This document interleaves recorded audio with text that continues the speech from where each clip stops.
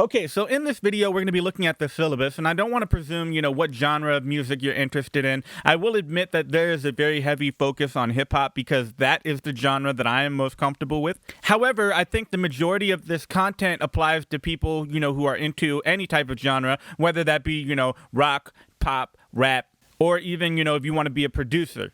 If you're someone who has even a minimal interest in hip hop and you want to become a self-sufficient artist, meaning that you can make an album by yourself without anybody's help, it will save you a ton of money and basically learn how to do everything necessary to create an album, promote the album, record the album, mix the album, make your beats, do the album cover, do a music video, and, be able to promote that, then you are probably going to want to take the full course. And that is basically all the things you see here. Now, one alternative, if you're not into hip hop and you're into, making pop music or rock music from home, this is the actual course layout that you would probably want to follow.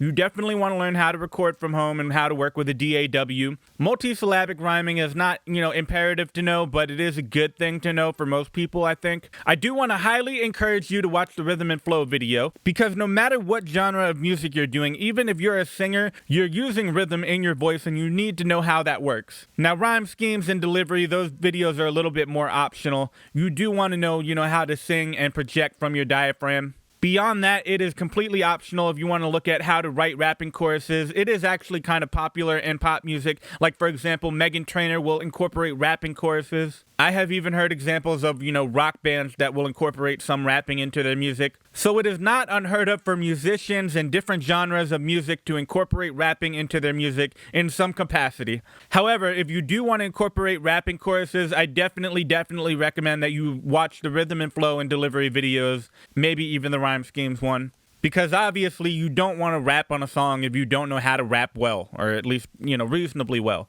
Now, another alternative is what I call the reliant rapper route, where, if you're a rapper and you really don't want to learn all the extra things like how to create album covers or how to produce for yourself, you really just want to get on a beat and rap, this is probably what you're looking at. You should definitely know how to record from home, even if you never actually record a song from home, because I am a big advocate of writing with your microphone, and I'll talk about that later. But for now, this is definitely, the course that you want to follow. If you don't have any interest in learning how to make your own beats, how to mix your songs and make it sound professional, how to create an album cover, or any of that other stuff, you should definitely learn, these are all the basics and fundamentals that you kind of need to know to improve your ability as a rapper. One thing I probably should have added in was the video on marketing and promotion. You should probably know how to promote yourself. So you can consider that an optional video. I highly recommend you watch it though.